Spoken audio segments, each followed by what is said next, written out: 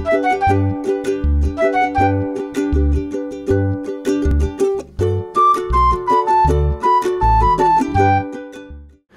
morning all, welcome back to my channel. I said that I was going to get together a video in regards to my hospital stay, so why not start here. This was in the ICU. I had a night in the ICU simply because of all the medication I was previously on.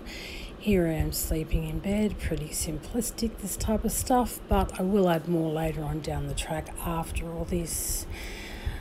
These were some absolutely beautiful flowers, and I know you've seen them in a lot of my videos so far, that I received from a wonderful, the bestest of all friends that we call each other sister. So my sister Barbara sent me these flowers, and I tell you what, they were, and they still are, absolutely beautiful and divine. They have lasted some time now, so I really got my money's worth out of this one. Now this shot coming up is my bedroom. So I actually had two glass doors that closed off, and I had a curtain that goes across to actually give me total privacy. And I believe we're back to my flowers again. Wow. Alright, so the next shot is going to be food. Oh no, I think it's, yes, it is partly food and the flowers in the background. Me just smiling. I was commented in relation to the pyjamas I was wearing. They were nice and bright and vibrant. This was actually the view from my room in a hospital, and it was a very country sort of looking view. And guess what? These are flowers that I got from my sister Barbara. Okay, coming up is just a sign that you normally see on the wall, and some nutritional and some, juice box has this many mils in it and blah blah blah. Basically, so I know what was what, and so I could count my litres of fluid going in, 1.5 litres to 2 litres a day they were asking me to have.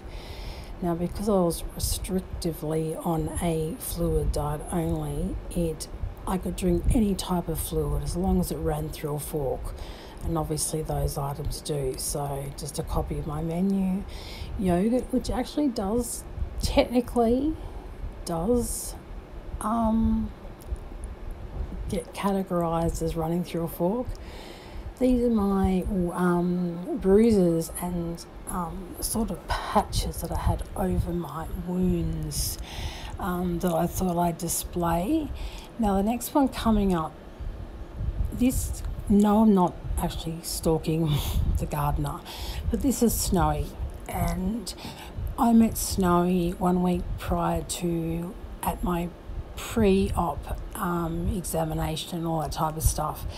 And my sister who smoked, we were looking for a smoking area, and he actually guided us outside the area. So, and beyond that, we had a lovely chat. He explained that his wife has been through the bariatric surgery, and she's now looking so hot and beautiful, and I've got that to look forward to, ha ha ha. So I really wanted to get Snowy in the equation, because he does an absolutely fabulous job with those gardens. And this day in particular was a stinking hot day. Again, another room view, and someone thought they'd take a picture of me sleeping, but no, I was always on IV fluids while I was in hospital, because for some reason I was unable to actually do a wee without the catheter.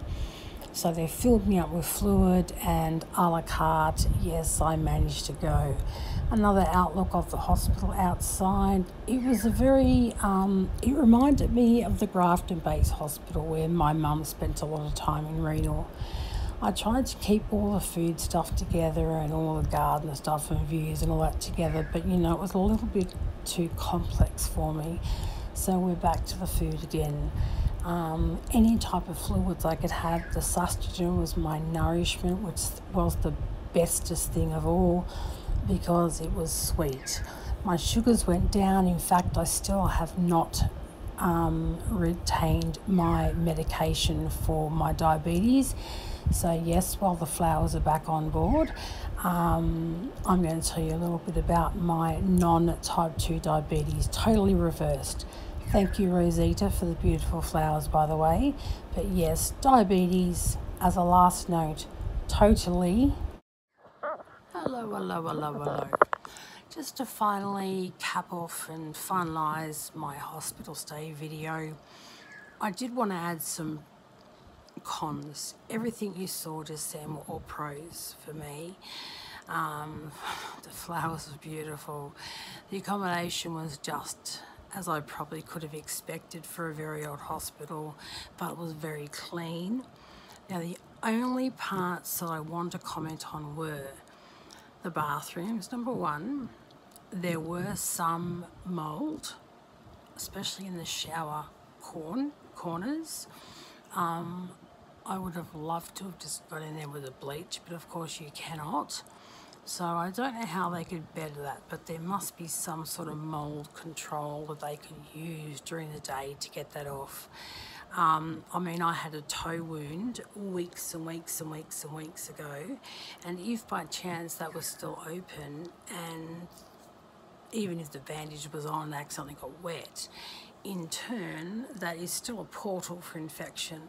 So that's a con as far as I'm concerned. And even in hotels, it's very difficult to get 100% cleanliness, but I do believe this hospital can get that. So number one con would absolutely be the cleanliness of the showers and the toilets. Most mornings the toilets were done, but there was a case where I woke up and the next day my towels that I used were still there. Now, I didn't need a nurse. I was quite mobile on my own, and I knew where the buttons were if I needed one. And I did use that button on numerous occasions. Once I got my top half on, I was able to get a nurse in, because sometimes they were male nurses, to actually get all my bottom stuff on, and I could pull it all up. So that about the toilet and showers. Showers was, again, the mould in the corners of the wet parts of the floor. Beyond that, I found the bathrooms to be nice, clean and tidy, but just not mould friendly. So toilets,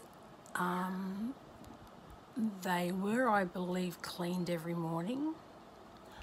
Other than that, as I told you, the towels were there the following day. So I made sure that I called the nurse on the other days, pushed the button to come and get them, because I did share the actual shower portion with the other two people in the bedroom. They actually have single rooms, they have double rooms with a third room shut off with glass doors. That's what I was in. I noticed that that was the only one in my ward, that room. So I don't know, maybe it was for people who had things like VRE, and I know in the past I had been tested for it because I used to care for my mum who had VRE. She was a renal patient. Now, although you're not actually, hang on, sorry.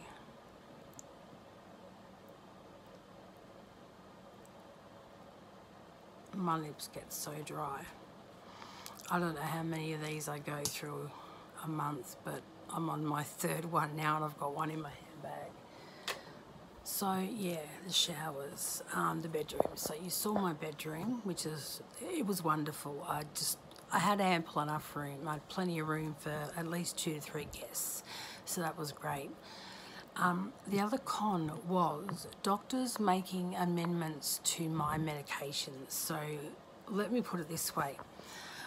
I utilised one of my own patches that I got my daughter to bring in because they couldn't resource them quick enough.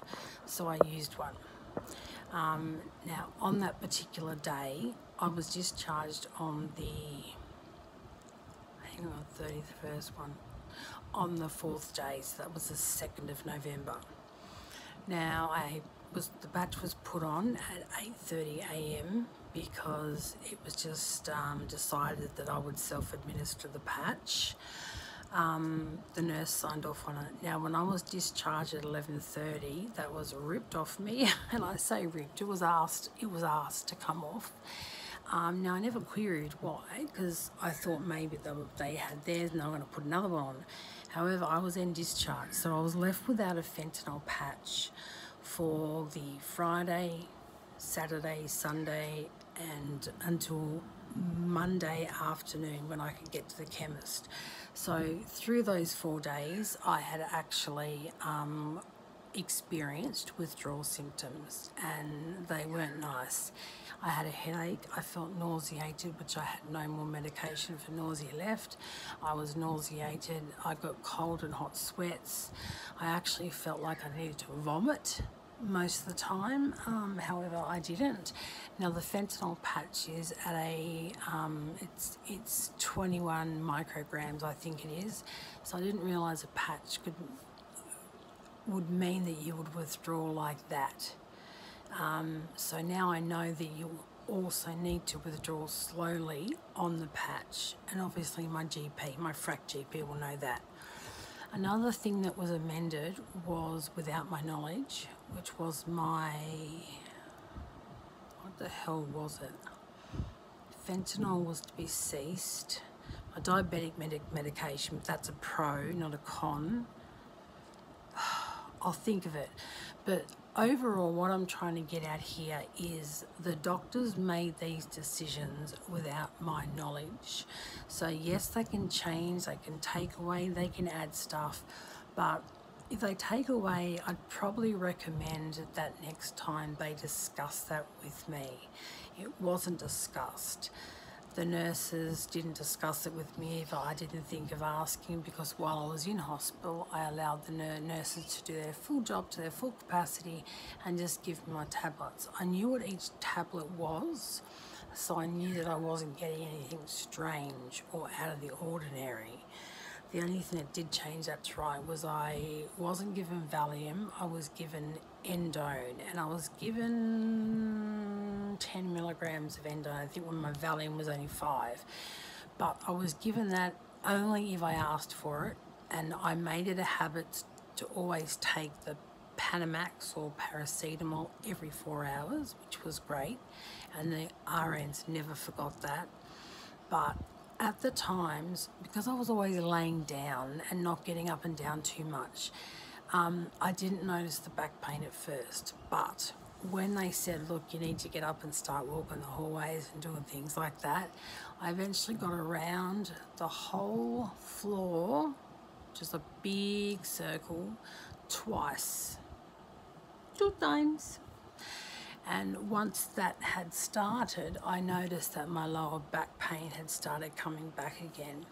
That is when I asked for the stronger medication, which they gave me Endone, because that was the next step. So I didn't have the Endone on a regular basis. I had the Valium on a regular basis at home, and that's, I guess I was mobilising a lot more at home at first. Like going to the toilet myself, getting a shower myself, and if I needed help, I'd get my daughter's help, but I had a shower chair. So I guess they sort of took that from me when I got into the hospital until I actually asked for it. Now they do that, but it would have been a lovely idea if the doctors would have been able, and there was a ward doctor, because he did come to me quite often, but the only 2 things he did not discuss was reduction or withdrawal of medication and changeover of medication from one to another. Valium is a muscle relaxant. Endone really hits the nerve receptors so that the nerve receptors don't get a chance to tell the brain that you have pain. So there are 2 different types of medication. So technically, maybe I was also withdrawing from that as well, partially, because I wasn't given the Valium every day, twice a day, like I was taking it. Now that is a pro and a con, I have to say, because having the Valium every day at home was helping dramatically.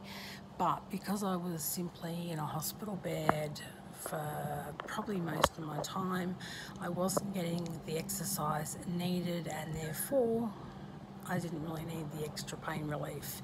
So that was a good thing. What else was there that were cons? It was only really the cleanliness of the bathrooms that I noticed, the lack of doctor reporting, as I just said. The nurses, I can't tell you how fabulous they were. The ICU nurses, let's start with them. They were brilliant, absolutely bloody brilliant. My daughter told me a lot of stuff that I missed out on while I was asleep or while I was conscious but drifting in and out, as anesthetic medication can actually help you forget. So I'm not entirely missed out on the day and the night, but I do have recollections of certain things. Like, for example, I don't remember getting told that my sister Barbara rang, but yet Lauren told me and Ben told me. Ben was one of the RNs in ICU, and he's the funniest nurse I've ever heard. He is so funny. He's a classic. But let me say, that ICU ward was run, there's a saying, I'm trying to think of it, I just had it, but brain fog threw it out of my ears. A well-oiled machine, that's what they are. The ICU was a well-oiled machine. I'm telling you now, ran excellently. And even when things weren't going my way, like the tube down my mouth and becoming conscious and all that, and knowing about it, blah blah blah, they had firsthand a whiteboard and a marker I could write on. And it was so funny because Lauren's friend Jasmine was helping me relay the message, because I didn't realise at the time. I would write a letter, like let's say pain. I'd write the word pain, but instead of it saying pain in 4 different letters, it had the P and the A was right over the P, the I was next, the N was in between so pain, you know. She knew what I was writing down, which is a great little, she's a great girl, Jasmine. She's a wonderful, very nice, talented young lady who will make a fantastic midwife one day. So good on you, girl. But Lauren was by my side most of the time. I do remember that in ICU. They stuck together, these two girls, so I'm so glad they did. They were in and out though, because I know to get the tube out of my mouth, they had to suction as well, which was great that they did, because any shit that had accumulated from around the tube got suctioned out. And it's funny, you can see people get suctioned out, like, I don't know, people who are not well and in ICU for quite lengthy periods of time, they get suctioned out because a lot of gunk sits down there and can actually cause pneumonia or that type of shit. So, wow, I'm not going to get demonetised for saying that word, am I? I hope not. Sorry, it's meant to be a PG rated channel. So yeah, when I had things like that done, I was fully aware of, and I now have the know-how and the feeling of what it's like. So I know what patients now say and they describe it, but I could never imagine it. Now I can imagine it along with their description, my own description as well. There weren't many cons, to be honest. There was only a few, and if I remember any more, I'll come back and add them, and possibly in writing instead of saying it. So that's it. The QE2 Jubilee Hospital should be proud, very proud, from their kitchen staff to cleaning staff to registered nurses to their doctors. They were absolutely brilliant, except for those 2 times the doctors didn't communicate the medication changes with me. It would have been great if they did. What can I say? And Dr. Anthony Chen and his registrar, thank you very much. You did a fabulous job. I've already lost 6 kilos, and that's since the 30th of November. We're now on the 8th day. So it's been 9 days, and I've lost 8 kilos. So I'm very, very thankful for your suggestive operation and to follow through on it. Thank you very much. Thank you very much. I truly mean it. So that's it. As I said, if there's anything else that I've missed out on, the food was wonderful, even though I can only drink fluids. That was the biggest shock, but by no means do I call it a con. That's for sure.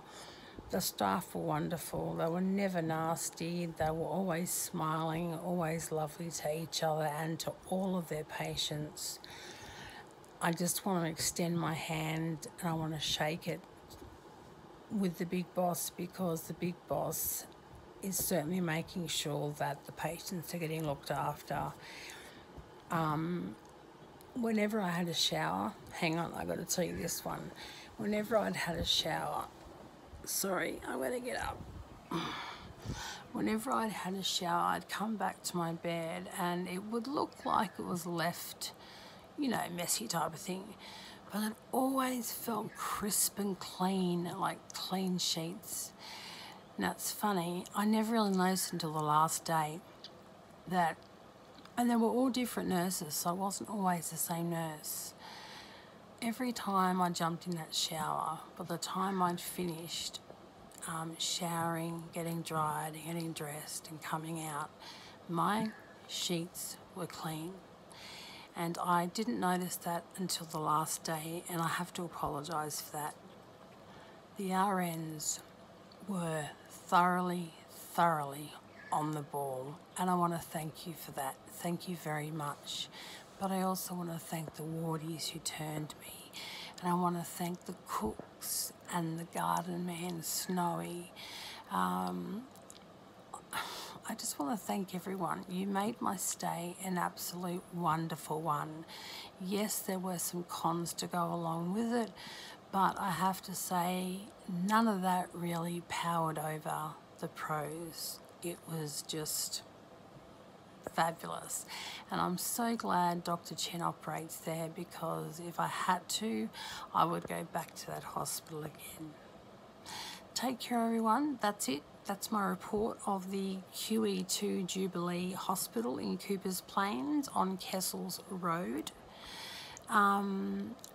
Leave me a comment, and if I've forgotten something that you perhaps want to know, I can answer it for you. I will, I'll try. Until then, what do I normally say? Bye for now.